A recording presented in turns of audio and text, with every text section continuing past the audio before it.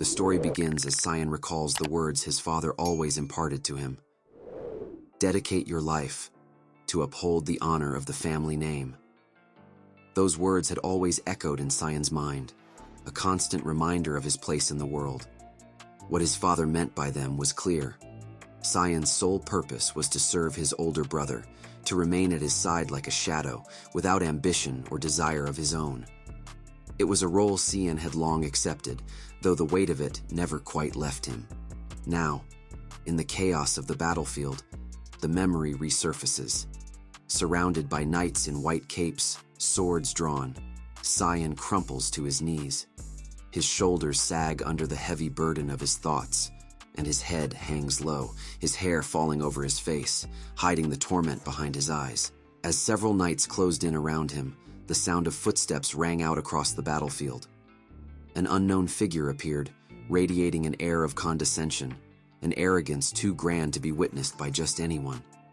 Cyan remained silent, blood trickling down his cheeks and pooling at the corner of his lips. His eyes remained hidden, obscured by the dark curtain of his hair. Cyan, a lone knight, stood resolute against the continent's fiercest warriors. The battlefield was littered with fallen knights, some barely able to rise. One knight gritted his teeth in frustration, clutching his wounded arm as blood stained the ground and the unconscious lay scattered across the field. Amidst the chaos, one man remained untouched. His knight's robe was pristine, his hands casually tucked behind his back as he watched with a sly smile. "How marvelous. You truly are his younger brother," he said, his voice dripping with condescension as he loomed over Lord Cyan Vert. Hearing those vulgar words, Cyan finally raised his gaze to see the man in the pristine robe. With a bitter mutter, he spoke the name, Boris. Boris, the head of the Empire's Magic Society, one of the core powers behind the Empire's darkness, working alongside the Knights of Light. Despite his distaste for the man's actions, Cyan refrained from considering him a direct threat. After all, Boris had once served as his brother's right hand. But now, seeing him here, doing this, it only deepened Cyan's confusion and disdain. The battlefield fell into an eerie silence, broken only by Boris's maniacal laughter and the smug grin on his face. Then, without warning, a dark mist coiled around Cyan's hand as he conjured a short dagger. He knew, deep down, that Boris had played a part in his downfall, and the truth only fueled the rage simmering within him. The black mist swirling from the dagger began to envelop Cyan, its dark tendrils creeping over him as he slowly pushed himself to his feet. His eyes remained hidden, shrouded by the curtain of his hair, yet there was a quiet resolve in the way he moved. Boris raised his arm to shield his face as the powerful aura radiated from Cyan. He couldn't hide his disgust, muttering that Cyan's black fog was sickening. Yet, as he observed the raw power before him, a dark realization settled in. This was exactly as the rumors had described. Cyan rose to his feet, his stance unwavering and defiant, as the dark aura surged around him. The ground beneath him cracked and trembled, unable to contain the sheer force of his power, while debris swirled in the air like a violent storm. His eyes, now glowing crimson, gleamed with deadly intent. Cyan was no mere warrior. He was an assassin of the mist. Unable to suppress his unease, Boris remarked that this mist truly was a fog, one that cast a shadow over their order of light. As the dark mist slowly encroached upon him, he realized with a sense of urgency that he needed to report back, claiming that he had eliminated the heretical rebel. Dried blood stained Cyan's face as he dropped into an offensive stance, his body coiled and ready to strike. He dared Boris to speak of his powers to the Order of Light. With a threatening sneer, he spat that Boris could try, if he still had a mouth left to speak. Boris shifted into a defensive stance, though his smug smile faltered as sweat betrayed his unease. He warned Cyan that if he intended to use his secret technique, it would be pointless. With a cold smirk, he revealed, "A 9th star magic barrier has been cast around this area. You're trapped." In his mind, Cyan knew he had to escape and expose the true culprit to his brother. As he continued to channel more mana, the air around him thickened with power. Boris stood frozen, his eyes widening as he watched Cyan's strength surge. With a fierce glare, Cyan raised his dagger to his face, preparing to strike. His voice was calm but unwavering as he declared, "I'll pierce through this barrier." Suddenly, the thick tension in the air was broken as a man clad in gleaming gold and silver armor strode past Boris. Without hesitation, Boris stepped aside, his smug demeanor vanishing. Bowing deeply, he placed a hand over his chest in deference to the imposing figure. Cyan's focused demeanor faltered as his gaze locked onto the approaching figure. His eyes widened in confusion. This was no stranger. The man's presence tugged at memories buried deep within Cyan's mind, accompanied by the echo of his father's words. "Dedicate your life to upholding the honor of the family name. Your brother Ashel is the family's pride. His success is your success." The man in golden and silver armor stood tall, his blonde hair catching the light, his expression utterly devoid of emotion. Ashel's piercing gaze settled on Cyan, his eyes narrowing as if dissecting every detail, every flaw of his younger brother. Cyan's mind churned, the shocking revelation leaving his legs unsteady. The truth was unbearable. The man behind the attack was none other than his brother, Ashel. He couldn't bring himself to believe it.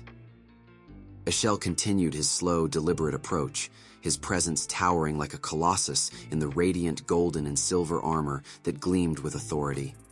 In his hand, a golden sword glimmered faintly, its aura casting an almost ethereal glow, amplifying the weight of his approach. The sight of his brother standing against him drained the strength from Cyan's legs, sending him collapsing to the ground. The dark aura that had once surrounded him dissipated in an instant, leaving only a hollow silence. Ashel, his voice devoid of emotion, stared down at his brother's pitiful state. His cold, chilling tone cut through the air as he remarked, "I see it in your eyes. You don't understand why I'm here." Ashel stood just a few feet away, his towering presence casting a shadow over Cyan, making him appear small and powerless by comparison. Cyan slowly lifted his gaze, his voice unsteady as he asked, "What is the meaning of this?" Ashel's face remained an unfeeling mask, his voice chillingly calm as he responded, "You've served your purpose well, for the clan, for the people, and for me." The weight of those words struck Cyan like a blow, sinking deep into his chest. In that instant, the truth became undeniable. He knew exactly what was about to happen.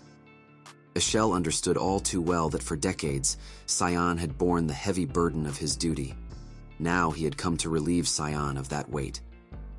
But before he could act, Cyan's dark aura ignited once more, surging with an intensity that filled the air. The oppressive energy caught Ashel off guard, and for the first time, the cold detachment in his expression cracked, giving way to a flicker of surprise. Cyan tightened his grip on the hilt of his dagger as the dark aura around him pulsed with renewed intensity. Confusion and anguish swirled within him. His voice, trembling with desperation, broke the tense silence. "Did I do something wrong?" Ashel's eyes narrowed as he repeated Cyan's question, his tone sharp and unforgiving. Regaining his composure, he spoke coldly. "The sinister fog enveloping you tells me everything I need to know. You are no longer human, Cyan. You're nothing more than a vile murderer." Cyan lowered his head, unable to meet his brother's gaze. Ashel's words struck him like a blade, cutting deeper than any wound. He remained silent, the weight of his brother's condemnation pressing down on him. Ashel's voice rose with fury as he continued, his tone sharp and accusatory. "You've been deceiving everyone, Cyan." Anger flared as he pointed an accusing finger at him. "Do you truly claim not to know the heinous sins you're guilty of?"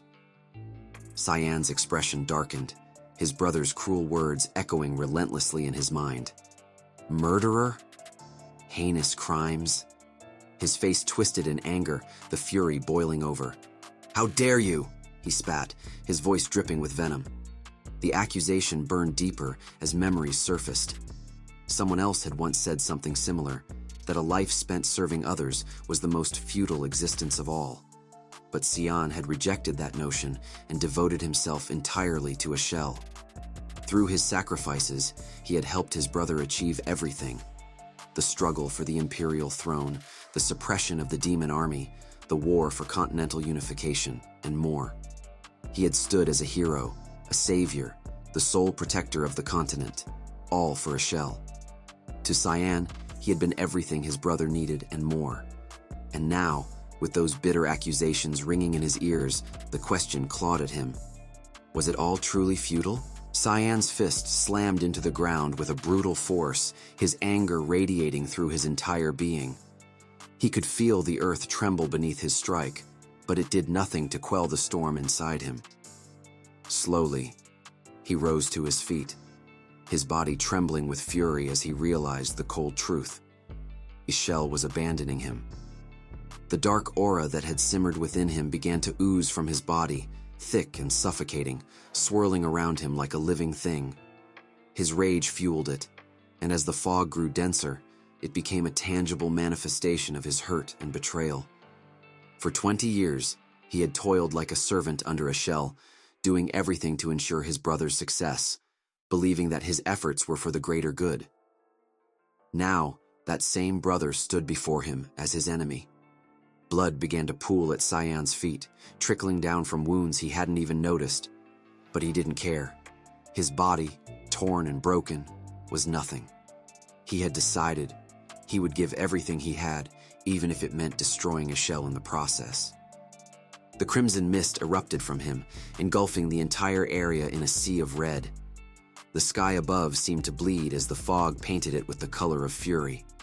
The knights watching in stunned silence were paralyzed, their eyes wide with disbelief.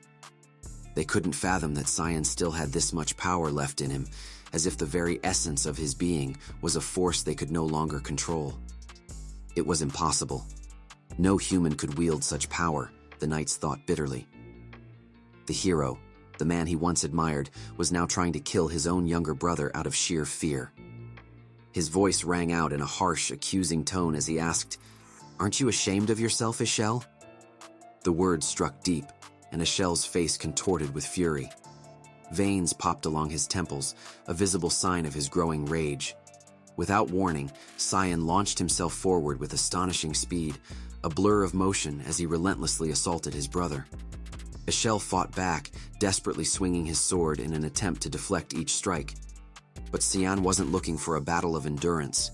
He was waiting for one moment, one single opportunity. Just once, that was all he needed, to find Ishel's weak spot and pierce it, stopping his brother from regenerating. The fight raged on, Cyan's body moving with precision, his every attack calculated. He could feel it. This was the moment. But as his blade rushed forward, it collided with an invisible force, a magic barrier. Cyan skidded to a halt, shock coursing through him. He hadn't expected his strongest strike to be blocked so easily. His eyes scanned the battlefield, and that's when he saw it. Boris, standing at Ishel's side, his magic fueling the barrier. Ishel sneered at him, his voice dripping with disdain. "You poor bastard," he muttered coldly, as if Cyan's struggle were beneath him. Ishel's sword plunged into Cyan's stomach, and with a sickening twist, it made Cyan's grip on his dagger falter, the weapon falling from his hand. The pain seared through him, but it was nothing compared to the cold words that followed. "I wanted to offer you a painless death, Cyan, since you're my brother," Ishel said, his voice chilling. "But you've shown me your true nature." He paused, his eyes hardening as he continued. "I knew from the start that you were a demon. It's a good thing I never trusted you." Cyan's face fell, the weight of Ishel's betrayal sinking deep into his heart. His chest tightened, and the pain from the wound became a distant ache compared to the raw agony in his soul. He had devoted his life to this man, his brother, only to be cast aside so easily.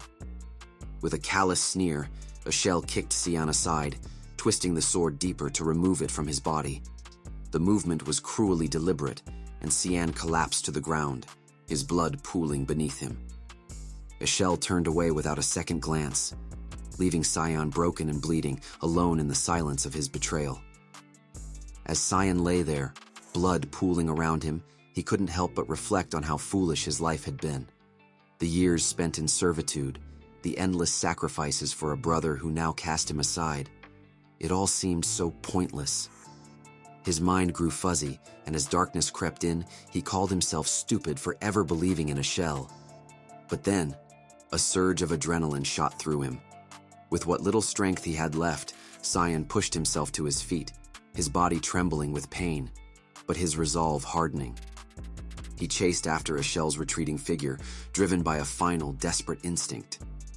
Ashel turned as he sensed Cyan's movement, but it was too late. Cyan's hand shot out, his dagger aimed directly at his brother's throat. A scream tore from his lungs as he poured all of his remaining power into that single lethal strike. The blade was mere inches from Ashel's throat when a sudden, overwhelming force sent Cyan flying backward. His body crashed to the ground, and the world around him blurred into darkness. When he awoke, he was gasping for air, drenched in sweat, his heart pounding. The sound of a voice calling young Master Cyan snapped him back to reality. He blinked, disoriented, and realized he was back in his bed. The maid was standing by his side, frowning. "You're late, young master." "Sleeping in again," she scolded. The reality of the moment hit him like a wave. Had it all been a dream? The maid's voice snapped him back to the present, her tone sharp as she told him to get his act together and prepare himself. He blinked in confusion, his mind still reeling from the dream, or nightmare, he couldn't tell.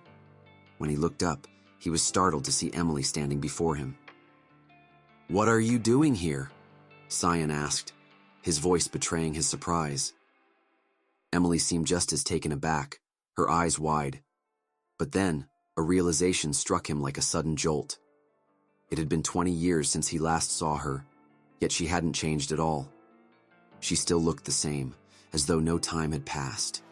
His gaze wandered, and that's when it hit him. Everything around him was exactly as he remembered. The room, the furniture, even the arrangement of it all, was the same as when he was a child. For a brief, disorienting moment, he wondered if he had somehow returned to his younger self, to a time before everything went wrong. "Are you stalling, Cyan?" Emily's voice cut through his thoughts, sharp and teasing. "Do you not want to go to training?" She gave him a pointed look, clearly expecting an answer. Emily's voice broke through his spiraling thoughts as she instructed him to make up his mind and get moving. Cyan blinked at her, utterly bewildered. "Training? What training are you talking about?" he asked, his tone edged with uncertainty. Her brows furrowed at his question, and for a moment, she looked as if she might scold him again. But Cyan barely noticed her reaction. His gaze wandered around the room, and the realization sank deeper. This was the Vert clan duchy of the past. A chill ran down his spine.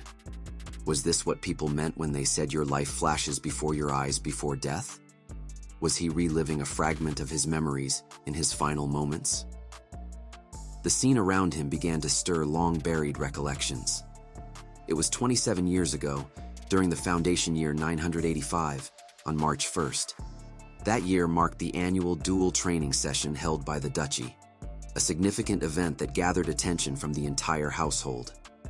His father, Duke Vert, always attended, making it an occasion of great importance. Cyan's opponent in that training session had been Kranz Vert, his half-brother. The memory sharpened, and he could see Kranz clearly in his mind's eye, a boy his own age, brimming with determination and skill. Kranz was the son of Margaret Argaeus, the Duke's wife and the Duchess of Vert. The rivalry between them, fueled by their respective positions within the family, had begun long before this particular day, but it was this duel that had set the tone for years to come. Because of that duel, Kranz had garnered far more attention than Cyan, despite both being the youngest in the family. The difference was stark. Cyan was the bastard son, a child born outside the Duke's official marriage. The humiliation of that fight cemented his position as an object of ridicule among the household and beyond. Even worse, it was after that very duel that his father ceased paying him any meaningful attention. Cyan had become invisible, overshadowed by his half-brother's growing prestige. In the present moment, Emily leaned closer and whispered softly, "Perhaps you should surrender." The words struck a nerve. Young Cyan had shaken his head then, brushing her suggestion aside. "It's okay," he had said with forced confidence. "I just need to win." But deep down, her words had stung. To Cyan, it felt as though even she doubted him, as though she too thought he was destined to fail. He adjusted his grip on the rapier in his hand. Something felt off. The weapon was heavy, far heavier than he remembered it being. That's when it hit him. His strength, his agility, even the way his body moved. It was the same as it had been back then, in his younger years. A creeping sense of unease settled over him. This didn't feel like a dream, nor a memory playing out as his life flashed before his eyes. The sensations were too vivid, the weight of the weapon too real. Whatever this was, it felt tangible, as if he had truly gone back to that time. Cyan's thoughts raced. He couldn't recall any magic spell capable of producing illusions this vivid, this real. The air felt heavy with anticipation, the murmurs of the gathered crowd tangible in his ears. He couldn't shake the possibility. Was he truly back in the past? A familiar voice cut through his musings. "Surprised you didn't run off this time," Kranz sneered, his tone dripping with mockery. Cyan's gaze flickered toward his half-brother, standing confidently with his sword at the ready. The taunt didn't sting as it once might have. Instead, it sparked something deeper in him, a realization. If this truly was the past, then maybe this was his chance to change the future. His father's voice boomed across the field, declaring the start of the match. The crowd fell silent, their focus narrowing on the two young competitors. Kranz wasted no time, lunging forward with confidence. "Where are you looking?" he jeered, his blade aimed directly at Cyan. His movements were bold and aggressive, but to Cyan, they seemed almost sluggish. He couldn't help but smirk inwardly. Kranz was like a snail in his eyes. Cyan adjusted his stance ever so slightly, shifting his weight with practiced ease. As Kranz's sword arced toward him, Cyan took a single step to the side, the movement precise and fluid. Kranz's blade swished harmlessly through the air, the momentum of his strike carrying him off balance. His eyes widened in shock as he realized he had missed. The crowd murmured in surprise, but Cyan didn't even flinch. He simply watched Kranz, his mind already calculating his next move. Kranz's frustration boiled over, his face twisting with anger. "Dodging like a coward, are you?" he spat, his voice trembling with indignation. But before he could make another move, Cyan struck. With a quick, precise motion, he hit Kranz's hand, sending his sword flying through the air. The clatter of metal on stone echoed across the field, drawing gasps from the onlookers. Cyan didn't stop there.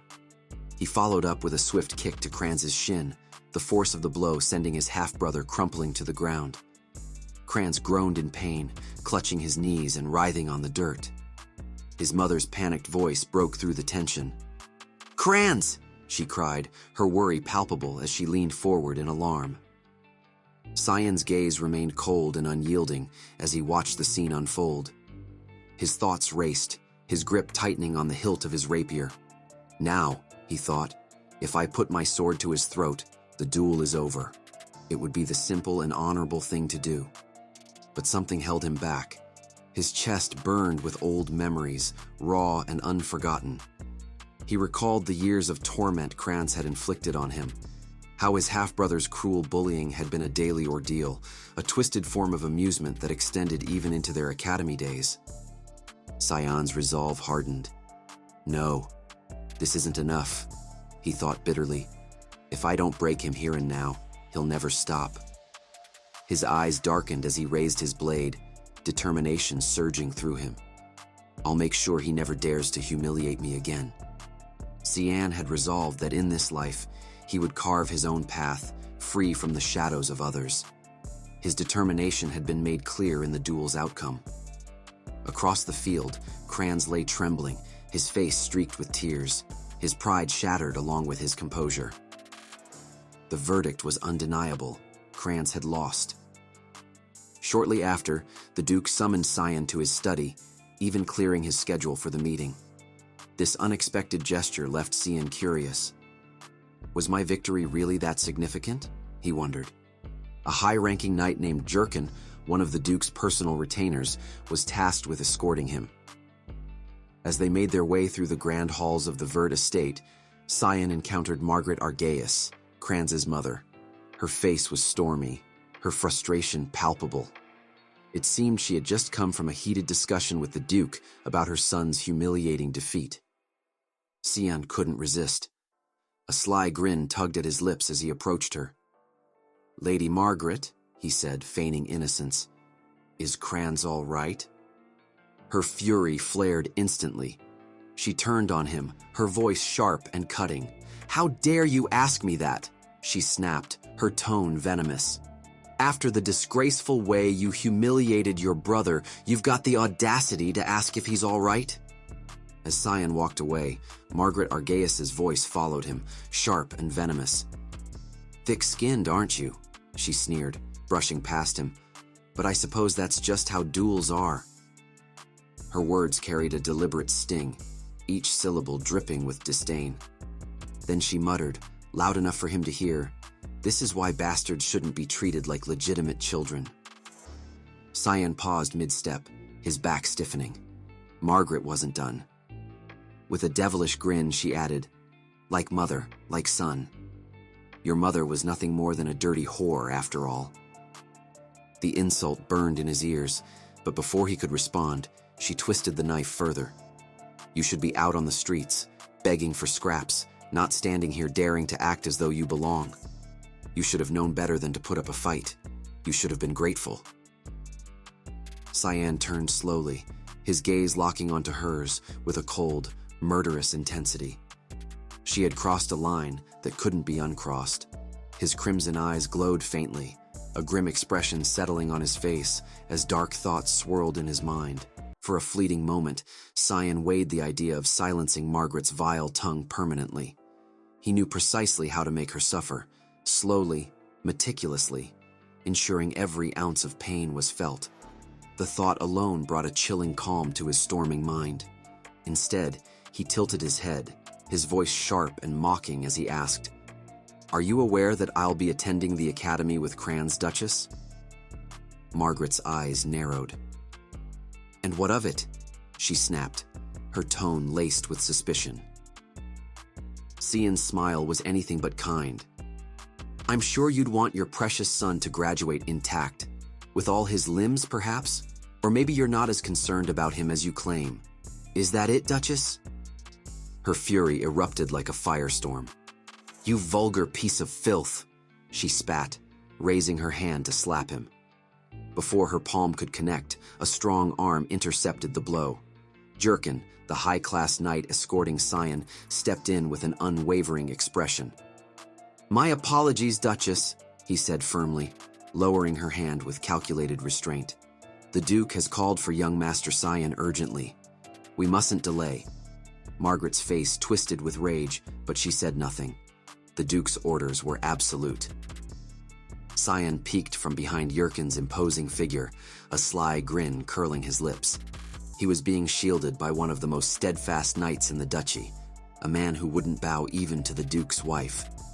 Jurkin was a fortress, unyielding and reliable, and in that moment, Cyan found himself appreciating the knight's silent strength. The heavy doors creaked open. His authoritative voice resonated through the chamber. "Come in." Cyan stepped forward, his small frame straightening instinctively as he entered the room. He greeted the Duke respectfully, his tone steady despite the swirl of emotions beneath his composed exterior. As he stood there, memories surfaced. Memories of how long it had been since they last spoke alone. Nearly 15 years. 15 years since he had stood in the presence of this man, without the buffer of others. Duke Williers Vert was no ordinary noble. He was the formidable ruler of Velius, a western stronghold of the Wusif Empire. Yet the world knew him by a far greater title, the Guardian of the Continent. He was a legend, a hero who had held back the tides of demonic invasions with unmatched magical prowess and unparalleled wisdom. Duke Williers Vert bore a burden no one demanded of him, a responsibility he carried until his final breath on the battlefield against the Demon King's army. His singular wish was for peace to reign across the continent. But for Cyan, his memories of the Duke were far less noble. To him, this was a man who chose, of his own free will, to spend his entire life in servitude to ideals and others. A man who embraced that life willingly, never seeking more for himself. To Cyan, he was a fool. The Duke's deep voice broke the silence, pulling Cyan from his thoughts. Your eyes followed the sword precisely, tracking its path before you dodged. Cyan blinked, momentarily confused. The Duke elaborated, his tone analytical. When Kranz charged at you, you didn't flinch. You looked directly at the arc of the blade and turned your body to avoid it perfectly. He leaned forward slightly, his sharp gaze fixed on Cyan. So tell me, when did you learn to wield a sword? Cyan recognized that, as always, the Duke's perception was razor sharp. Choosing his words carefully, he answered, I wouldn't say I learned it. I practiced on my own, every night. The Duke's eyes narrowed. Practiced? On your own? You've never shown any interest in swordsmanship before.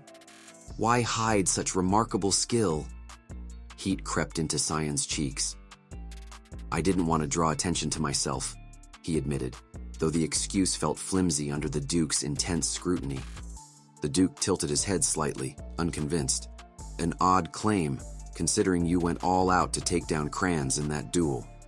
His voice carried a note of challenge as he added, Tell me, Cyan, do you believe what you did afterward was necessary? Cyan tensed. The Duke was undoubtedly referring to the moment he struck Kranz while he was already down. The question carried a deliberate weight, as if the Duke were probing for a deeper truth. Cyan hesitated briefly before replying, I wanted to prove myself. The Duke leaned back in his chair, his gaze unwavering. Prove what, exactly? With steady conviction, Cyan met his father's eyes. That I'm better than Kranz, even though we share the same blood. That I can rise above him. The room was silent for a beat, save for the crackle of the fire in the hearth. Then, unexpectedly, the Duke chuckled, a deep, resonant sound that filled the space. Well said, the Duke remarked, his expression softening into something resembling approval. A clear and concise answer, showing both confidence and level-headedness. I didn't realize you were this capable, Cyan. The Duke's delight was palpable as he added, You'll make a fine and reliable support for a shell one day. Those words hit Cyan like a cold blade. The betrayal of his past life surged through his chest, an ache he struggled to suppress. In that moment, he realized that even in this second chance, his father's praise wasn't for him. It was for what he could offer to a shell. His grip on the present wavered, but he masked his emotions, knowing this was only the beginning. Cyan's mind was a whirlwind of confusion and disappointment. He couldn't fathom why the Duke would suggest he become a shell's assistant, yet again. It was always the same. The Duke, with his unwavering obsession, had never truly seen Cyan for who he was, only as an extension of his shell's ambitions. His clenched fists betrayed his simmering frustration. The Duke, seemingly oblivious to the storm brewing within Cyan, smiled and offered, I want to reward you, Cyan. If there's anything you desire, anything at all, you need only ask. Cyan's eyes hardened as he locked onto the Duke, a cold resolve settling in his chest. He had heard enough.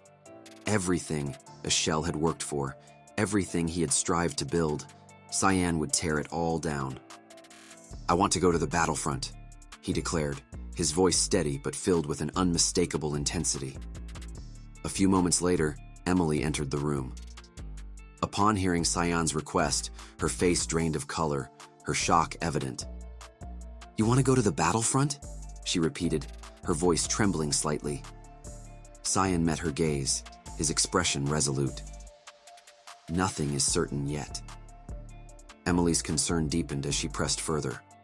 Are you out of your mind? Do you even understand what kind of place that is? She warned him, her voice laced with concern, that the battlefront was infested with wicked, terrifying demonic beasts, creatures that roamed freely across the land. Velius, the western feud of the Wusif Empire, was the only place on the entire continent truly deserving of the title Battlefront. And within that, the Lamaya Valley stood as the ultimate front line, a blood-soaked battlefield where the war against demons had raged for centuries. The Duke, ever the stubborn man, had opposed sending anyone to that cursed place from the start. Yet, in his own way, he'd offered Cyan a condition, one that would grant him a chance to enter Lamaya Valley. He must prove himself worthy within 1 month. Cyan had no idea what standards the Duke would use to judge him, but he knew one thing. If he wanted to step foot on that hellish ground, he had to strengthen himself as much as possible in the time given. He was well aware of his own shortcomings. Despite his combat sense being sharper than most, his body was still weaker than that of his peers. But there was a glimmer of hope. The magic he'd once possessed stirred faintly within him, and that, coupled with the battle instincts that had followed him from his past life, could make all the difference. His plan was simple: train his body to its fullest potential, and he would use whatever advantages he had. Without wasting any more time, he resolved to begin his training immediately. Suddenly, the door to his room burst open with force. A woman stormed in, her presence commanding attention. It was Ellis, her blue hair and stern expression marking her as someone not easily intimidated. Without a word, she grabbed him by the collar, shaking him as if he were a rag doll. "Have you lost your mind?" she snapped, her voice cold and furious. Emily, appearing startled but composed, greeted Lady Ellis with respect. But Ellis paid her little attention, her focus entirely on Cyan as she shook him once more, demanding an explanation for his reckless behavior. Ellis had heard the rumors, how Cyan had asked their father to send him to the battlefront. She released him with a sharp shove, leaving him to crumble to the ground, his body feeling heavier than ever. It was as if his very soul had left him, drained by the weight of Ellis's gaze. "You think defeating Kranz has made you invincible?" Ellis's voice was sharp, cutting through the air like a whip. "Get up. We're going to the rooftop." Cyan barely processed her words as he pushed himself to his feet. The world seemed to blur around him, his mind still spinning from the chaotic events of the day. On the rooftop, Ellis wasted no time. Her eyes were cold, calculating. "Here's the deal," she began, her voice steady and unwavering. "I'll allow you to go to the battlefront, but only if you can endure my attacks for 3 minutes once we draw our swords." Cyan blinked in surprise. "Do we really need to go that far?" His voice was laced with confusion, unsure whether to laugh or be infuriated by the challenge. Ellis's expression hardened. "Yes, we do." Her eyes locked with his, unyielding. "Answer me truthfully. Are you after the family's title?" Internally, Cyan was taken aback. He hadn't considered that Ellis's actions were driven by such a motive, the title. He wasn't interested in it, not even the slightest bit. Yet her assumption, combined with her cold tone, made it clear that she saw this as the only reason behind his actions. His silence was all the confirmation Ellis needed. She turned, gesturing for him to draw his sword. Cyan felt a sigh build up in his chest as he unsheathed his blade. This had been a day of nothing but chaos. It hadn't even been half a day since his duel with Kranz, and now he was expected to fight Ellis? He shook his head in frustration. "What a mess this day has turned out to be," he muttered to himself, preparing for whatever Ellis was about to throw at him. Ellis launched her attack without hesitation, catching Cyan off guard. But to her surprise, he managed to block her strike, something that should have been impossible for a 10-year-old. Ellis took a step back, her mind racing to process what had just happened. A rapier was a light weapon, designed for quick, precise strikes, not for blocking the heavy blow of a longsword. Yet somehow, Cyan had parried it cleanly. She paused, wondering if it had just been a stroke of luck. But the determination in his eyes told her otherwise. "You've got better instincts than I gave you credit for," she muttered, analyzing his form. Cyan could see from Ellis's sharp gaze that the situation was about to escalate. He had only bought himself a brief moment of respite. Without warning, Ellis pressed forward, her attacks coming faster and harder than before. Cyan stood his ground, meeting each blow with calculated precision. He parried her sword again, this time positioning his rapier with a quick flick that surprised them both, the blade parallel to her throat. Ellis froze for a split second, caught off guard by the unexpected turn of events. But before Cyan could capitalize on the opportunity, he felt the force of her next strike. With a burst of energy, she blasted him back, sending him flying into the air. He landed hard on top of a nearby pillar, gasping for breath. The world spun around him, his heart racing. His thoughts were chaotic. Had he not adjusted his grip on the sword midway through the strike, he would have ended the fight right then and there. But now, he was left with nothing but a sense of impending danger. The battle could still go terribly wrong. He landed hard on top of a nearby pillar, gasping for breath. The world spun around him, his heart racing. His thoughts were chaotic. Had he not adjusted his grip on the sword midway through the strike, he would have ended the fight right then and there. But now, he was left with nothing but a sense of impending danger. The battle could still go terribly wrong. Mist's swordsmanship, known as thick fog, was designed for one purpose: to land a killing blow. Cyan couldn't help but acknowledge the truth. Fighting without the intent to kill was becoming increasingly difficult, especially with his limited strength. His body ached from exertion, and though he was compensating for his lack of physical power by imbuing his rapier with mana, he could feel his energy waning. He wondered how much longer he could hold on before his strength gave out completely. Ellis was in no better state, her breath coming in ragged, labored gasps. She lowered her head, her blue hair falling in heavy bangs that obscured her eyes. But then, with a quiet determination, Ellis began to chant, summoning the power of the earth and the wind. Cyan's eyes widened as his sister's chants reached his ears. A surge of fear crossed his face, and he swallowed hard. His gaze snapped to Ellis. She was invoking a level 6 spell. In the blink of an eye, Ellis dropped into an offensive stance, one eye glowing with a piercing blue aura, her target locked in her gaze. The elements swirled around her dull sword, which began to shimmer with an ethereal, vibrant blue light. It was the high-level magic known as Aqua Blade.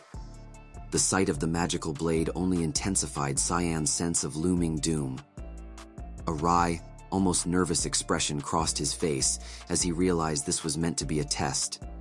He couldn't help but wonder, was Ellis truly planning to kill him? Ellis lost all composure, any semblance of reason vanishing in an instant. Her sole focus was the fear of defeat. Over and over, she murmured to herself, "I won't lose." Cyan could sense the grimness of the situation, realizing how dire it had become for him. Her eyes burned with an intense glow, clouding her judgment with a singular, dangerous determination. Cyan knew from the fierce glint in her eyes that this could very well be the end. His position on the edge of the pillar left little room for error. Even if he managed to block her attack, he was sure he'd be sent tumbling off. But he had a plan, one that was as risky as it was desperate. Trusting his instincts, he decided to act first. In a flash of speed, Cyan charged at her, closing the distance in an instant. Ellis, sensing his approach, thrust her sword toward the sky, channeling all her power into the blade. With a surge of blue mana, the sword erupted in a burst of energy, preparing for a devastating strike. Cyan knew this would be his only chance. If he could reach her before she fully unleashed her magic, he might just have a shot at surviving this encounter. Cyan gripped his sword tightly, his heart pounding in his chest as he silently begged for someone, anyone, to intervene. He could feel Ellis's power radiating from her, a force so intense it seemed to weigh down on him. Desperation filled Cyan as he silently prayed for Jurken's arrival, hoping he would intervene before the inevitable clash. As if answering his unspoken plea, a commanding shout echoed through the air. "Stop!" Just as Ellis and Cyan were about to collide, Jurkin appeared, leaping into the fray with his hand firmly gripping the hilt of his sword. With blinding speed, Jurkin intercepted Ellis's strike, his unsheathed sword meeting hers in a clash that erupted with a burst of blue energy.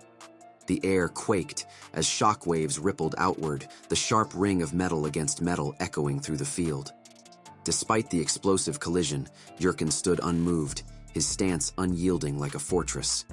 Without hesitation, he reached out and grabbed Cyan by the back of his neck, lifting him effortlessly off the ground as though the boy weighed nothing. His stern expression cut through the chaos as his piercing gaze locked onto Ellis. "Lady Ellis," he said, his voice steady, yet edged with authority. "You've gone too far. This was a test, not a battle to the death." His tone was firm, commanding respect, but beneath the discipline was a thread of concern. He chastised her, not merely as a superior, but as someone who cared. His words both a reprimand and a reminder of the line she had crossed. Dangling helplessly from Jurkin's grip, Cyan let out a long sigh of relief, his chest heaving as the tension slowly ebbed away.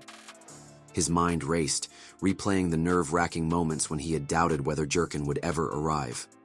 For a fleeting, agonizing instant, he had believed he was utterly alone. Ellis gasped, as if snapping out of a trance, her eyes widening in dawning realization. Her mouth fell open as she took in the sight before her. Jurkin's unsheathed sword holding her blade at bay. The glow of mana around her weapon dimmed and faded, leaving her stunned and speechless. Without a word, Ellis rushed to Cyan, pulling him into a trembling embrace. Her arms quivered as she clung to him, her voice breaking with guilt-laden apologies. "I'm so sorry," she whispered, her words spilling out in shaky, incoherent fragments. Tears brimmed in her eyes before spilling over, streaking down her face. Ellis's grip tightened unconsciously, drawing a strangled cough from Cyan. "Ellis, I can't breathe," he managed to croak. But she didn't let go. Her emotions poured out in a flood as her tears turned into sobs. Snot bubbled from her nose, yet she paid no mind to her disheveled state. Jurkin stood nearby, watching the scene unfold, his expression unreadable. He made no move to interrupt, his neutral gaze betraying neither approval nor reproach as Ellis's raw emotions poured forth, unrestrained. "I just couldn't stand it," she cried, her voice cracking. "The thought of you going to the front lines, I couldn't bear it. I didn't know what I was doing. I lost control." Her words tumbled out between gasping sobs as she buried her face against him, clutching him as though letting go would shatter her world. Cyan smiled softly, touched by her outburst. He could never deny how much Ellis cared, always pouring herself fully into everything she did. Her determination, even when it caused her to break down, was something he could always count on. It was just like her. Cyan's older sister, Ellis, was the embodiment of excellence, an elite among elites. At the academy, renowned across the continent as the pinnacle of training in swordsmanship, magic, and academics, Ellis stood unrivaled.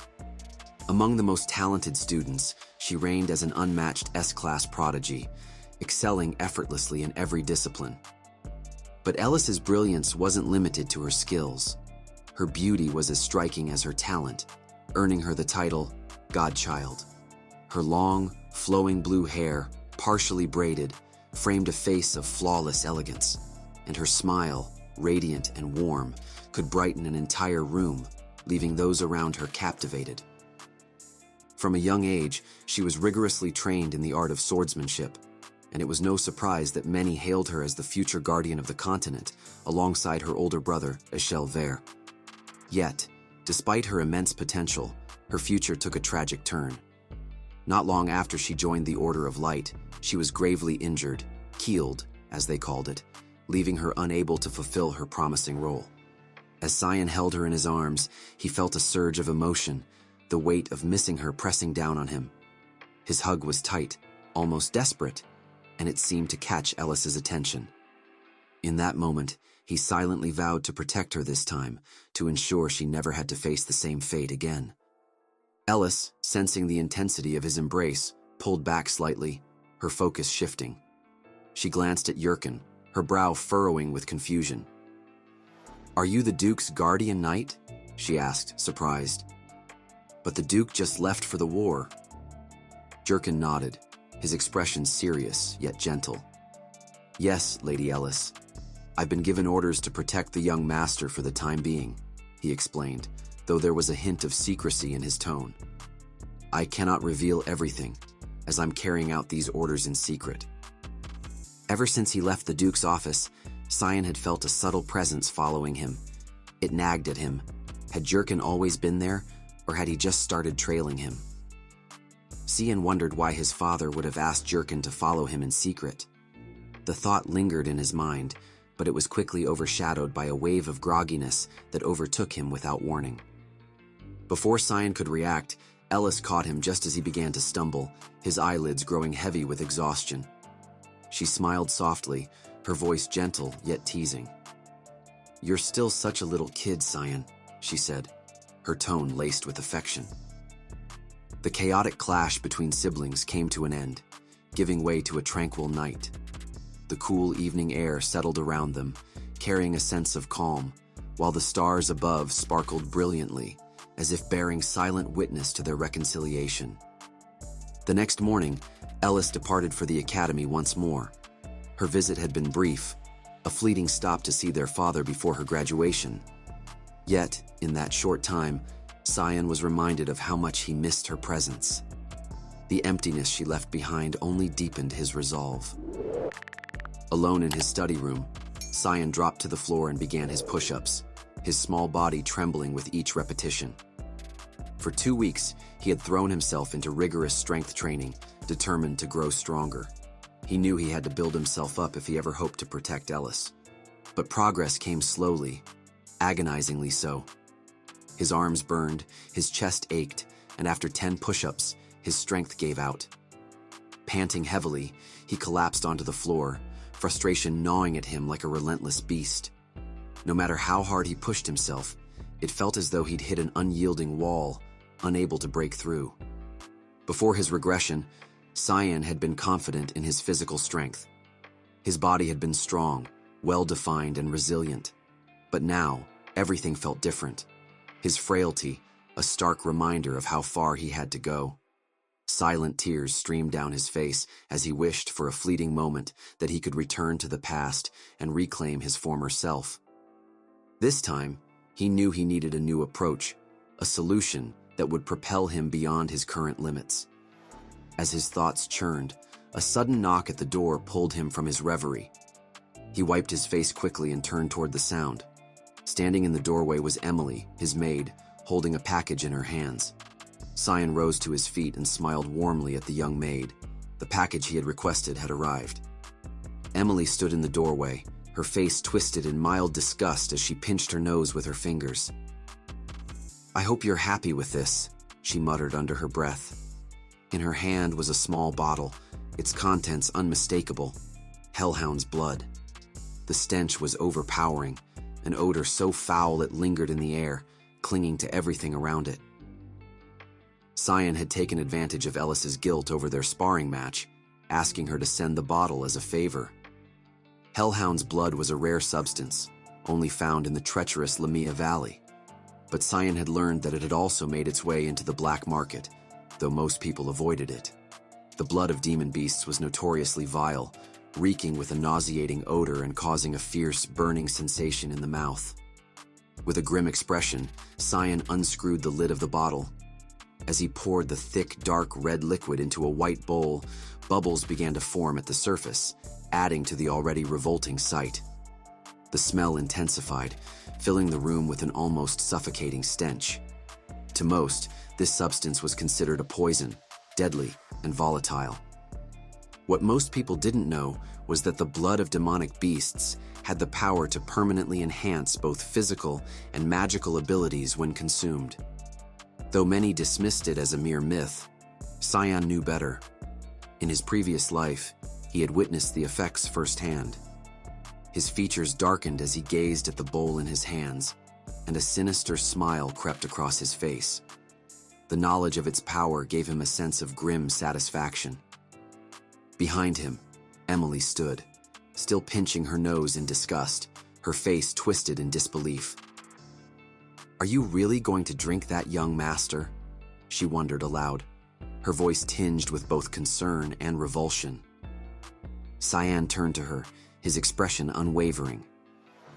"I will," he said confidently, his voice steady as he prepared to take the fateful step.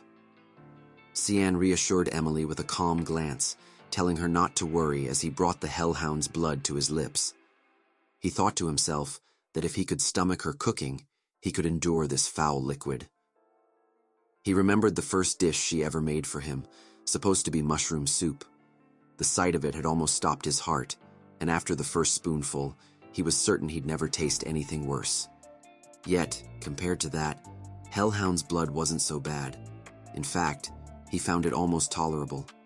He drank it all, his eyes narrowing in concentration. As the last drop slid down his throat, a surge of raw power rushed through his veins, and his eyes glowed a deep crimson.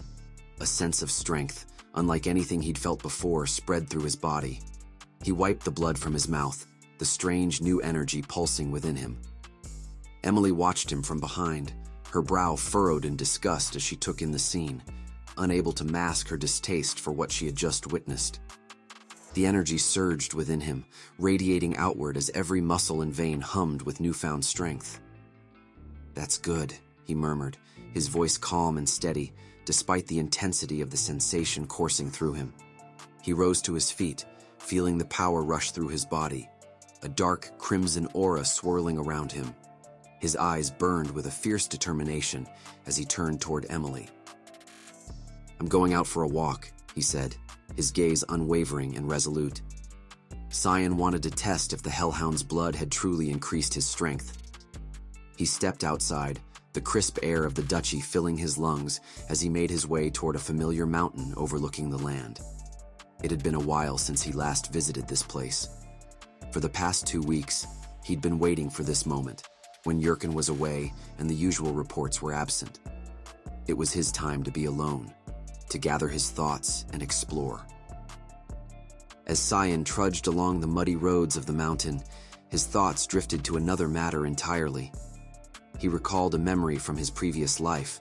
Ashel, his brother's closest companion, had received a divine revelation from Lumendel, the god of light.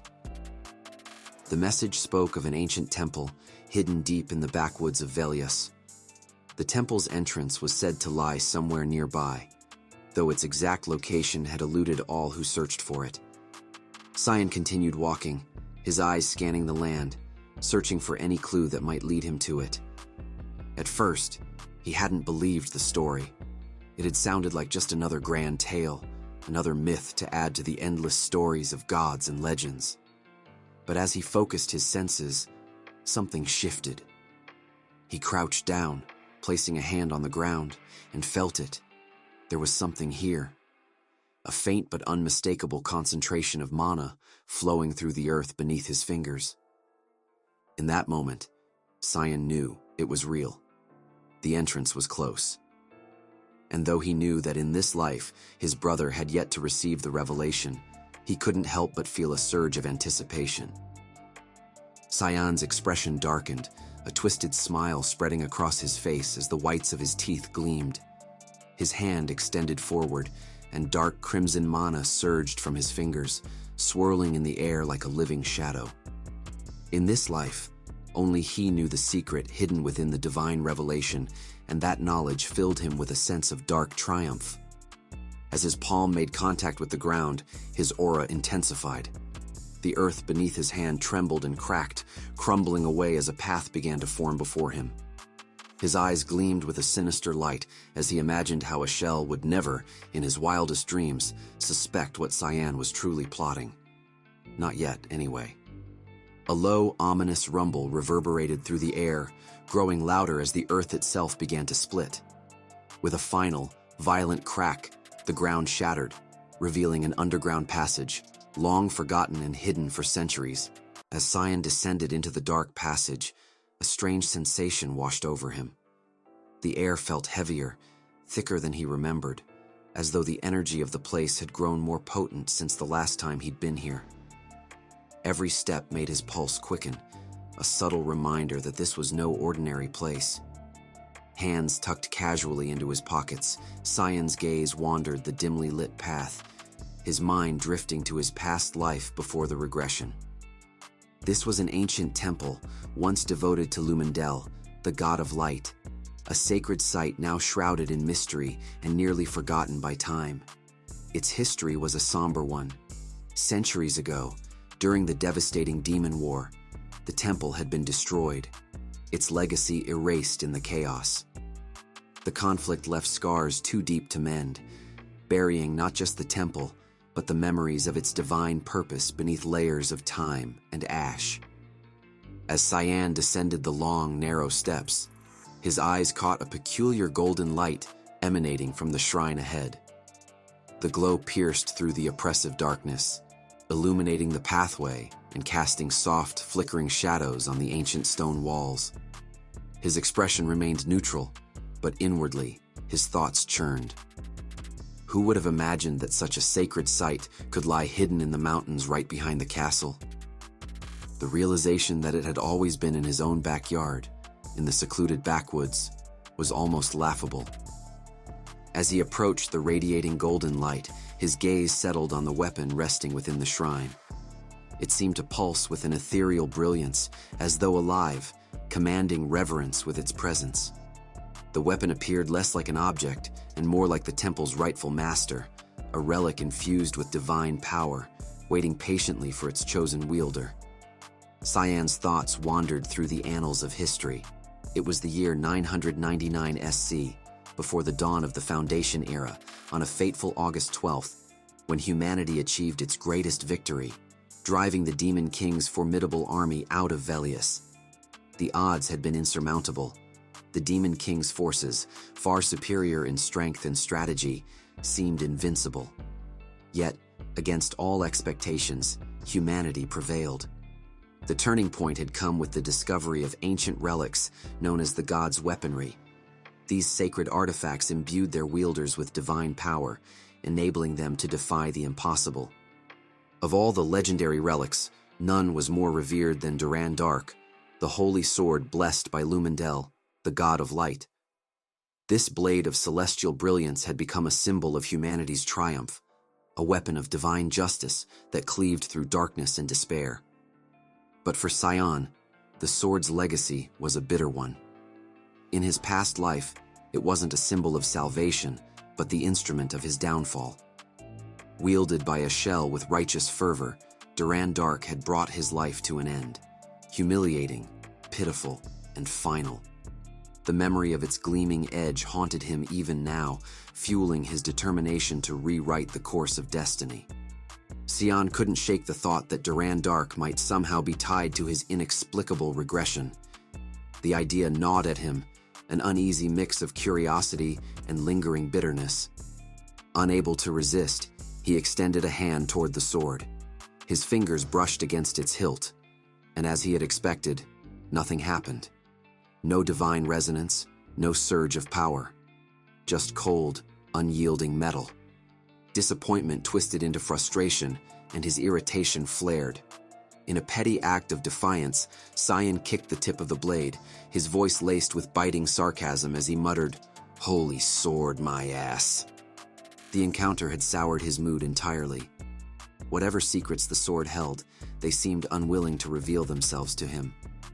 With a resigned sigh, he decided to finish what he had come for and leave this place behind. Yet, as he turned to go, the sword hummed faintly. Unbeknownst to Cyan, Duran Dark was far from indifferent to his mockery. As Cyan turned to step beyond the altar's golden glow, an unsettling shift stopped him in his tracks. From the corner of his eye, he noticed a shadow, an unnatural one that seemed to move of its own accord. At first, he assumed it was merely the sword's shadow, cast by the radiant light of the shrine. But as he looked closer, unease crept in. This wasn't an ordinary shadow. Where there is light, there must also be darkness, and this darkness was alive. A sinister red mist began to seep from the shadow's edges, twisting and curling like smoke from an unseen fire. The air grew heavy, thick with an oppressive force that sent shivers down Cyan's spine. Crouching down, he examined it more closely. The crimson mist carried a suffocating aura, one that could easily be mistaken for the sword's divine influence. But Cyan knew better. A slow, knowing smile spread across his face, a glint of dark excitement flickering in his eyes. He could feel it in the marrow of his bones. This was no ordinary shadow. This was something deeper, something hidden within the light itself, a darkness far more fascinating than the holy radiance that tried to conceal it. Cyan placed both hands firmly on the ground where the red mist swirled, channeling his mana into the peculiar shadow. The energy flowed from him, dark and unrelenting, merging with the ominous mist. As the ground beneath him began to tremble, Cyan's thoughts turned inward, a quiet realization echoing in his mind. Where there is light, there will always be darkness, hidden in the glow of the altar. The ground responded to his mana, shifting and unraveling as if a veil had been lifted. Slowly, a hidden path revealed itself, concealed for centuries behind the radiant altar. A dimly lit doorway materialized, its presence an unspoken secret, lost to time. Cyan stepped forward, each movement deliberate, until he reached the door and pushed it open. What greeted him was a stark contrast to the divine brilliance of the outer chamber. The room was cloaked in shadow, dark and hollow, exuding an aura of foreboding. At its center stood another pedestal, this one holding a short dagger, levitating as if untouched by the weight of time. Unlike the golden glow of the divine sword, this weapon radiated a strange, otherworldly pink aura, pulsating faintly like a heartbeat. Cyan's lips curled into a pleased smile. The sight of the dagger was both familiar and exhilarating. He recognized it instantly and felt a surge of dark anticipation. Cyan stepped forward, his eyes narrowing as he reached out to place a hand on the crimson blade. His fingers brushed against its surface, and a wicked grin spread across his face. It had been far too long. The weapon responded instantly, its dark aura igniting in a fierce, pulsating flare. This was Kiram, the demonic sword he had wielded in his previous life, the blade that had once been an extension of his very soul. The air grew heavy as the aura surged, wild and untamed, wrapping around Cyan like a shadowy shroud. He swung the dagger a few times, slicing effortlessly through the air. The movements felt natural, instinctive, as though no time had passed since he had last held it. The weapon's power hummed in his grip, resonating with his own dark energy. As he extended the short dagger before him, a sly grin tugged at his lips. With a tone of mock cheerfulness, he greeted the blade with casual defiance, his voice laced with familiarity. "Good morning, Kiram." Cyan casually slid one hand into his pocket, his gaze fixed on the dagger in his other hand. When the blade remained silent, unresponsive, a faint frown crept across his face. Kiram must still be dormant, he thought, her power yet to stir.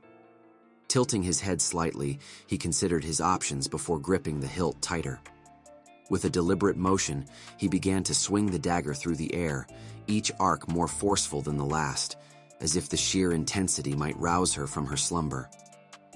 A warmth crept into Cyan's cheeks, a faint blush betraying the surge of emotions stirring within him. The dagger's familiar, intoxicating presence awakened a fire he had almost forgotten, a sensation that coursed through him like an unspoken craving. For the first time in this new life, he felt truly alive, his blood thrumming with a restless need to test Kiram's power. An itch began to grow, gnawing at his thoughts. He needed a target, something to unleash this rekindled strength upon. Anything would do. As Cyan basked in the moment, a shadow pooled beneath him, shifting and twisting until it formed sharp, predatory eyes that locked onto him with an unrelenting glare. From the depths of the shadow came a deep, resonant voice, dripping with menace. "You're quite the daring boy, aren't you?" it growled. "Do you even understand the price of waking me?" Cyan paused mid-swing, the dagger frozen in his grip as he met the shadow's gaze. His expression remained calm, almost indifferent, a faint trace of amusement playing on his lips. "Fear? Not exactly," he replied, his voice carrying a lazy nonchalance, as though the ominous presence before him was hardly worth his concern. With a dismissive shrug, he tilted his head slightly, his tone laced with mock confidence. "And as for the price, I'm going to assume it means this dagger is mine now." The shadow pulsed, expanding into a larger, more menacing form, its edges rippling with malice. "Ignorant fool," it hissed, its voice dripping with disdain. "You've awakened a demonic blade. Regret will do you no good now. It's far too late." As the shadow writhed, it twisted into a grotesque visage, a ghastly grin stretching across its shape, revealing jagged, razor-sharp teeth. "Your body will be mine," it snarled, before surging forward with feral intensity, a whirlwind of darkness and fury, hurtling straight towards Cyan. Before the shadow could strike, Cyan acted with unerring precision. His hand lashed out, seizing the shadow by the throat in a single, fluid motion. The creature halted mid-attack, its ferocity giving way to a stunned stillness as Cyan's grip tightened with an iron resolve. His expression remained calm, almost indifferent as he muttered, "You talk too much." For a fleeting moment, Cyan's thoughts flickered with curiosity. He didn't remember Kirim ever being this reckless. The shadow writhed and clawed at his unyielding grip, its once imposing aura flickering like a dying flame. The obsidian black exterior began to peel away, revealing a humanoid face beneath the darkness. For the first time, it wasn't Cyan who seemed taken aback, it was Kirim. The demonic blade stirred with unease as white ichor dripped from the shadow's mouth, pooling beneath them like a quiet lament. Kirim gasped, her voice laced with disbelief as she stammered, demanding to know who Cyan was.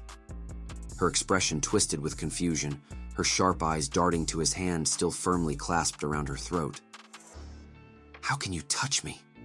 she hissed, her voice trembling with both anger and unease. Cyan's lips curled into a smirk, his tone calm, yet carrying an undeniable finality. "Simple, I told you, you belong to me." Kirim's eyes flared with fury as a low growl escaped her lips.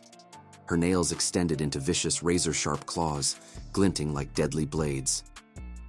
"Get lost!" she shrieked, lashing out with a sudden ferocity. The unexpected attack forced Cyan to release her grip, his fingers falling away as Kirim leaped back with a predatory elegance. Her presence radiated danger, her stance poised and ready for another strike. Despite the sudden shift, Cyan remained composed, his neutral expression unshaken, his eyes locked on hers with unwavering confidence. The shadow coalesced into a striking figure, a woman of otherworldly beauty and lethal elegance. Her movements carried a predatory grace, and an aura of danger seemed to ripple off her in waves. Kirim's sharp eyes narrowed as she studied him, her voice edged with suspicion. "Who are you?" she demanded, her elongated claws still poised for a strike, her posture tense and wary, like a cornered beast ready to pounce, her piercing gaze fixed on the dark aura swirling around him, her tone sharp and questioning. "You're shrouded in something, twisted. Are you the successor?" Her eyes narrowed further, suspicion deepening. "Why do I sense air's presence within you?" Cyan's grin widened, the gleam in his eyes unmistakably devilish. "You've hit the mark," he replied, his voice rich with unshakable confidence. "I am air's successor. Your master has returned." He stepped forward, his presence commanding as the air grew colder around him. "Now bow, Kirim. Your master has returned," he ordered, his voice carrying an icy authority that left no room for defiance. Kirim recoiled, her expression darkening as her brows twitched in defiance. Fury and disbelief mingled in her voice as she spat, "You're just a snot-nosed child." Her tone trembled, her denial palpable. "I won't accept this." With a piercing scream, she lunged at him, claws slashing through the air with wild precision. Sparks danced across the room as Cyan parried her frenzied attacks effortlessly, his every movement sharp and calculated. He sighed inwardly, realizing that words would never reach her. Of course, he mused grimly, a demonic sword exists to dominate its wielder, not serve them willingly. As Kirim unleashed another relentless strike, Cyan's lips curved into a menacing grin, his demeanor shifting to something far darker. He leapt back, creating a gap between them, his voice dropping to an ominous whisper. "All right then, let's do this your way." With a flick of his wrist, a surge of dark energy coursed through him. "Sword manipulation," he intoned, activating demonic sword control. The air around him crackled with power, the room dimming as shadows twisted and danced at his command. Kirim froze mid-strike as an unseen force dragged her to the ground with crushing intensity. A sharp groan escaped her lips as the impact reverberated through her body. Struggling against the invisible power pinning her, her sharp nails clawed at the ground, leaving deep gouges. She glared up at Cyan with gritted teeth, disbelief flickering in her furious eyes. How could this child know the ancient incantation to restrain her? Cyan stood over her, his expression cold and tinged with mockery. Despite her predicament, Kirim continued to resist, refusing to acknowledge him as her master. With unshaken resolve, Cyan called out sword manipulation once more. The force intensified, driving her head closer to the ground, her growls of defiance filling the air. Her claws scraped violently against the floor as she struggled to rise, but Cyan remained unrelenting. He invoked sword manipulation again, and this time, the pressure was unbearable, forcing half of her body into the ground. Kirim's resistance began to waver, her growls turning to strained gasps. Finally, she relented, her voice dripping with bitterness as she muttered her submission. But the insolence in her tone didn't sit well with Cyan. His cold gaze hardened as he prepared to invoke sword manipulation once more, his voice steady and unyielding. Before he could finish the incantation, Kirim broke, her voice trembling with reluctant sincerity. "I accept you as my master," she said, her tone carrying a mix of exhaustion and defeat. Satisfied, Cyan released his grip, stepping back as Kirim pulled herself free from the earth. Dusting his hands off, he surveyed the temple. His mission was complete, and it was time to leave. He had been gone long enough. People would start to notice his absence soon enough. He turned, Kirim's dagger form solid in his grasp. The red mist swirled around his hand, her presence still lingering. Kirim's voice echoed from the blade, a chuckle escaping her. "It's been ages since I've felt fresh air," she mused, her tone unexpectedly light, almost playful. Before Cyan could reply, a strange black mass emerged from the sword, a quirky blob with glowing eyes, a wide mouth, and messy pink hair. The creature bobbed cheerfully in the air, its voice giddy with delight. "Ah, refreshing," it exclaimed, spinning in circles as though it had just woken from a long slumber. The wisp danced around Cyan, Kirim's curious gaze fixed on him. She hovered near his shoulder before asking with innocent wonder, "What's your name?" Cyan, unbothered, didn't glance back. He continued walking, his voice steady and calm. "Cyan Vert." Kirim tilted her head, clearly perplexed. She had never heard of the name Cyan Vert before, and a flicker of doubt crossed her features. With a raised brow, she asked, "Was Air really foolish enough to choose someone like you as the next successor? You're just a kid." Cyan didn't break his stride, his gaze fixed ahead. With quiet confidence, he confirmed, "Air did indeed choose me to be the successor, though that was before my regression, in my previous life." The mention of a previous life made Kirim pause. Her confusion deepened. Previous life? She couldn't wrap her mind around what he meant by that. Cyan, sensing the conversation could spiral into more confusion, simply shrugged and added, "I died once before." Kirim floated silently, her confusion deepening as she tried to grasp the strange things Cyan was saying. Who was he really? After a moment, her gaze drifted to the floating divine sword. She muttered under her breath that it was still asleep. Cyan had stopped in front of the sword, his eyes fixed on its hilt. He knew the sword's master wouldn't show up for another 20 years, and that thought stirred something dark within him. Kiram ground her teeth, her curiosity piqued. She asked, "Do you know something about the sword that I don't?" Cyan didn't answer her, his focus now entirely on the dagger in his hand. With a swift motion, he swung it at the hilt of the divine sword, catching the hilt with his other hand. The sword fell with a deafening crash, its metal echoing through the chamber, leaving Kiram stunned. "What are you going to do?" she asked, voice tinged with disbelief.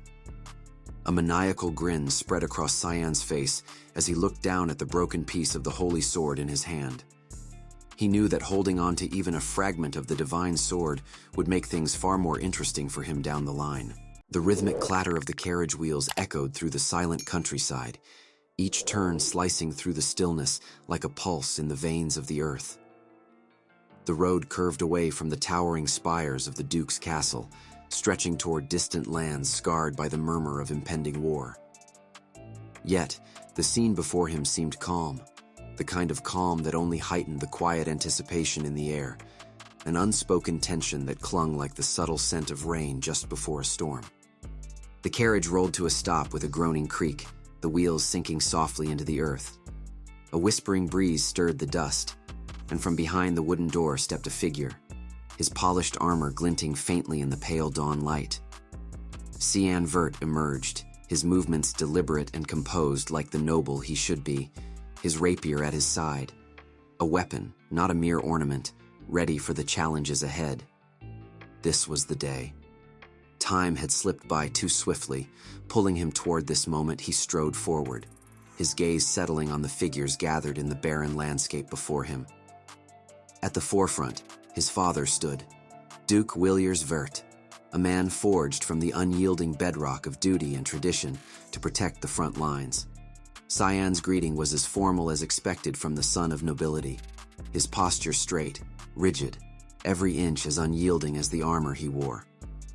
The Duke's gaze was unwavering, his presence immense, a silent force that seemed to impose itself upon the very air around him, as though the weight of his title bore down on all who stood nearby. The Duke's question to Cyan hung in the air like a heavy silence, the weight of a final offer, a final warning. One last chance to retreat, to avoid the call of destiny. Yet Cyan's resolve was unwavering, his gaze, firm and unyielding, locked with his father's. His heart was already bound to the front lines. There was no turning back. With a slight nod, the Duke motioned to his high knight, a commanding figure in glistening steel. Sir Jurkin advanced without a flicker of doubt, his broad frame moving with the assuredness of a man who had seen the horrors of battle. In his hands, he held a scroll, its parchment glowing faintly, an unmistakable sign of its arcane nature. Cyan's eyes narrowed, recognizing the magic woven into its fibers. It was a summoning, and he braced himself for what was to come. With precise movements, Sir Jurkin unfurled the scroll, releasing it into the air. The symbols scrawled upon its surface ignited in a burst of light, crackling like a fire consuming dry tinder. A swirling, radiant magic circle materialized above the ground, humming with raw, untamed power. Then, with a deafening crackling sound that shook the very earth beneath their feet, a beast emerged from the magical rift. The ground trembled as its paws struck the soil, its body aflame with an unnatural fire that crackled along its spine. The air thickened with the acrid stench of sulfur as it snarled, molten eyes fixating on Cyan. The beast, a hellhound from the infernal valleys of Lemea, exuded an aura of lethal fury.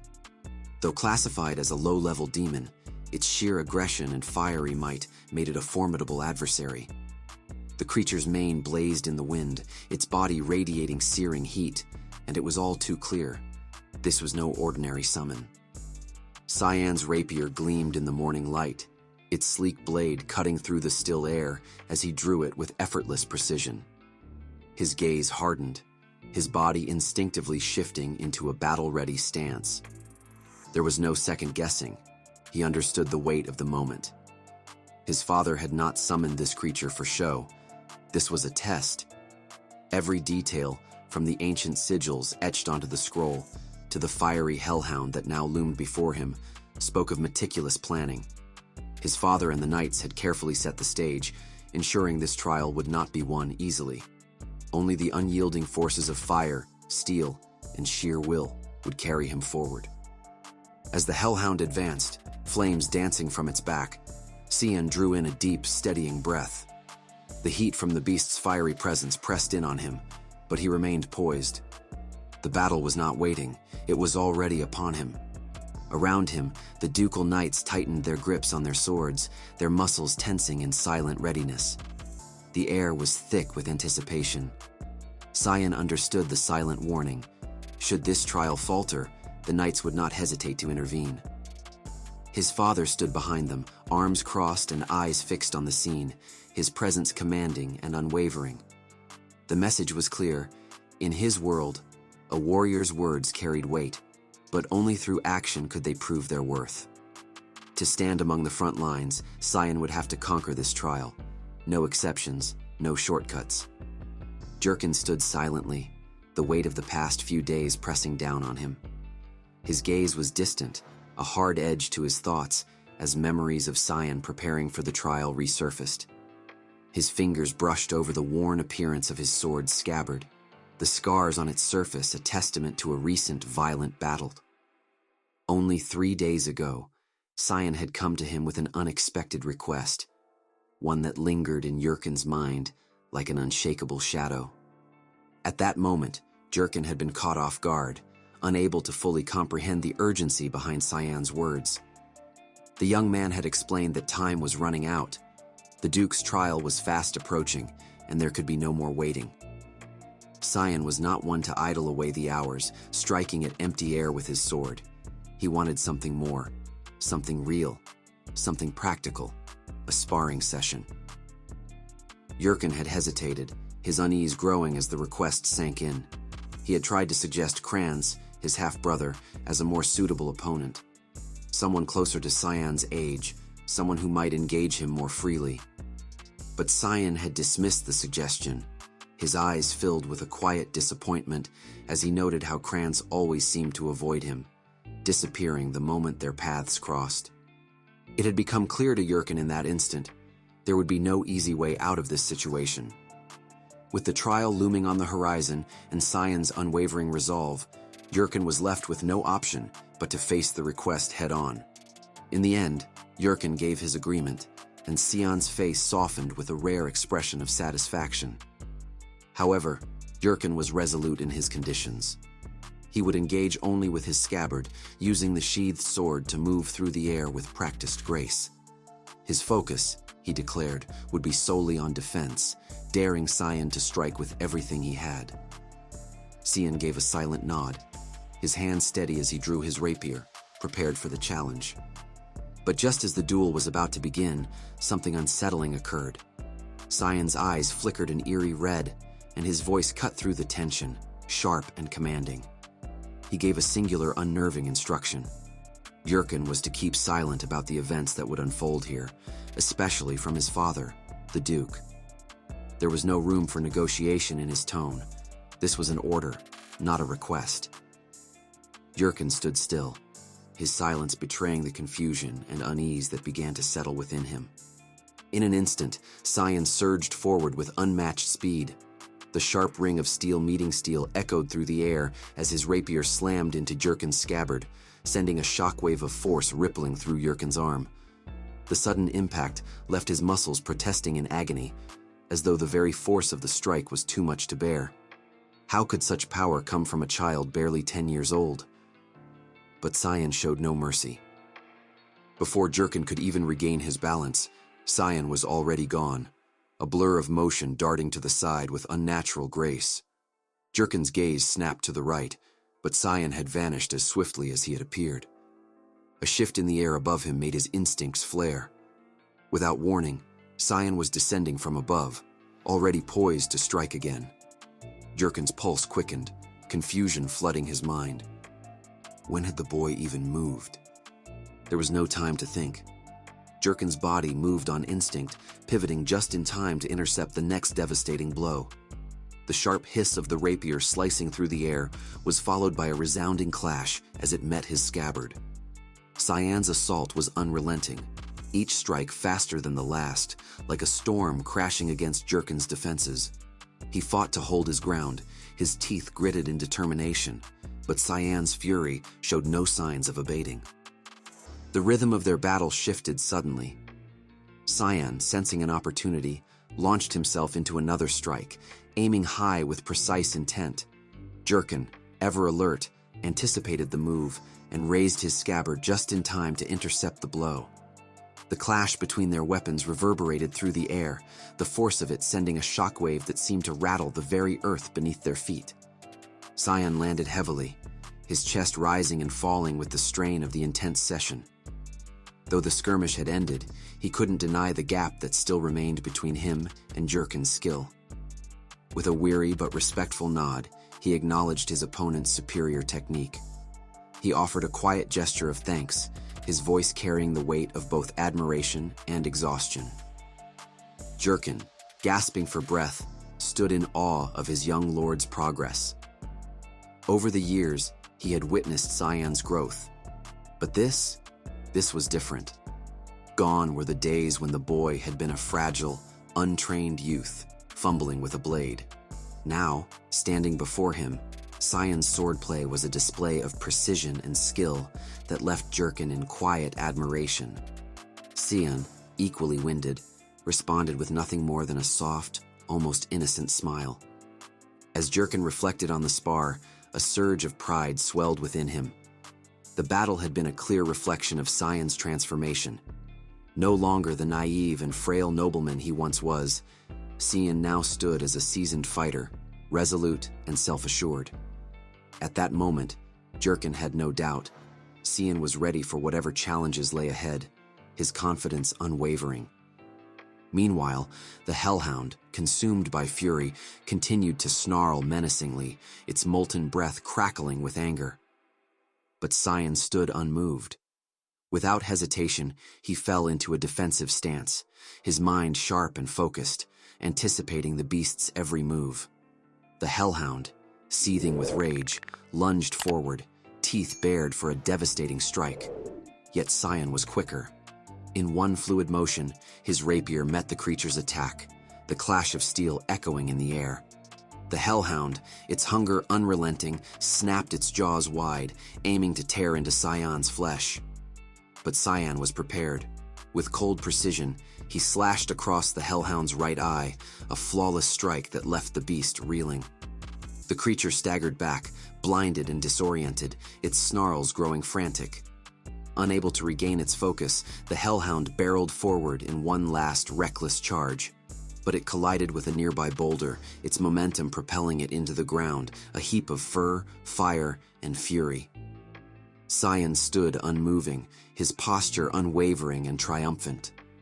Though he knew he lacked the strength to directly confront the demon beasts, the urgency to complete the trial swiftly drove him forward. The hellhound, undeterred, rose again, its snarls echoing through the air. Determined, Cyan readied himself for the final blow. With a fluid, practiced motion, he swung his rapier, severing the beast's neck in a single stroke. But that wasn't enough. In one seamless leap, Cyan propelled himself into the air, his rapier leaving his hand with the precision of a master. It flew through the air like a deadly missile, its tip driving deep into the hellhound's skull. The impact was earth-shattering, the beast crashing to the ground with a thunderous crash. The watching knights stood in stunned silence, awestruck by the raw power and grace in Cyan's movements.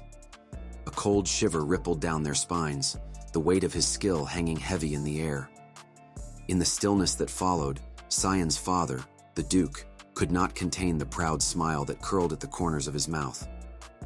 Cyan stood over the fallen hellhound, a sense of quiet disappointment washing over him. The demon's blood pooled around its lifeless form, a rich, dark fluid brimming with power. It was a bounty that could easily fill several bottles, a tempting prize. But the temptation faded quickly. Cyan knew the danger, revealing his true nature would draw far more attention than he was willing to invite. For now, he suppressed the urge, though a fleeting thought crossed his mind. Next time, he would bring a cup. With steady hands, he withdrew his rapier from the creature's skull, the blade scraping against the bone with a soft, metallic sound. Then, the silence was broken by slow, deliberate applause. Cyan's gaze shifted, and there stood the Duke. His imposing figure seemed almost regal, a stark contrast to the chaos around him. The Duke's voice rang out, praising Cyan's precision and valor. A wave of pride stirred within him, but Cyan's expression remained unwavering. He nodded in acknowledgement, accepting the praise with a quiet humility that matched his calm demeanor. There was no room for arrogance in this world, not yet. With a dramatic flourish of his cape, the Duke announced that Cyan had earned the right to be sent to the front lines. Without a further glance, he turned on his heel and began walking away, his presence commanding yet distant. Cyan, ever composed, offered a slight bow, his voice steady as he expressed his gratitude for both the praise and the opportunity. As the Duke's footsteps faded, a dark shadow stirred behind Cyan. Kiram, her frustration barely contained, seethed with annoyance. Her emotions flared, and she demanded to know if Cyan truly considered her no more than a mere kitchen knife, a tool to be used and discarded. Her anger was evident, a storm brewing on her face. Cyan remained calm, his response measured and reassuring. He reminded her that she was no ordinary blade but a powerful magic sword, far from something trivial. Yet Kiram's fury didn't subside. With a sharp edge to her words, she pressed him further, questioning why he hadn't wielded her during the trial. The magic sword's power waned without blood, and her need for sustenance was unbearable. The nearby pool of blood seemed like an oasis, but she could not reach it on her own, the trembling hunger in her voice betraying the depth of her craving. Cyan maintained his composure, his calm demeanor a stark contrast to the growing tension. He reassured her that there was no cause for concern, his voice steady and unwavering. His words caught Kiram's attention, causing a momentary hesitation. But that pause was brief, for Kiram's expression swiftly shifted into something darker, a palpable menace curling around Cyan. Without a second thought, he called upon her, and the atmosphere thickened, a dense purple-red mist swirling from his very being. Yet, despite the tension mounting around them, Cyan stood resolute. He remained unfazed, and told the magic sword that she would eat a lot soon. His only command was for her to wait for now. Kiram, her frustration still simmering, let out a sigh, his words laced with irritation. She muttered under his breath that at the very least, Cyan could have awakened her first.